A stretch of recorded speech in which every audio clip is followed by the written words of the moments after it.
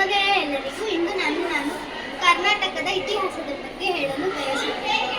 ಇದು ಕರ್ನಾಟಕವನ್ನು ಮೊದಲು ಮೈಸೂರು ರಾಜ್ಯ ಎಂದು ಕರೆಯಲಾಗುತ್ತಿತ್ತು. ಅದಾದ ನಂತರ ಕರ್ನಾಟಕ ಎಂದು ಹೆಸರು ಮರು ನಾಮಕರಣ ಮಾಡಲಾಯಿತು.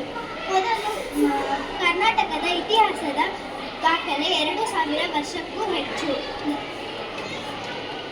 Now I am telling about the geography of Karnataka. This is Karnataka. Karnataka is a state in southern India with a variety of landscapes including coastal plains, hills and plateaus. Now I am going to say about climate in Karnataka. The climate in Karnataka is subtropical. The summers witness a dry and warm atmosphere. So in monsoon season, it arrives between the month of June to September. Now I am saying about famous foods in Karnataka.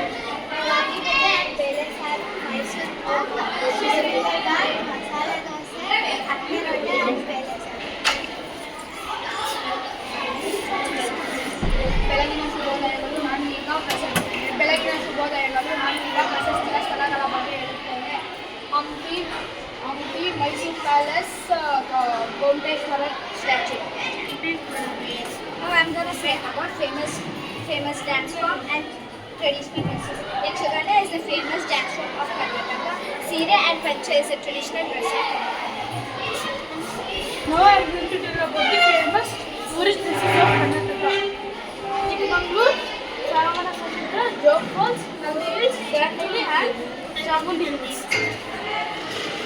ನಮಸ್ಕಾರಗಳು ಎಲ್ಲರಿಗೂ.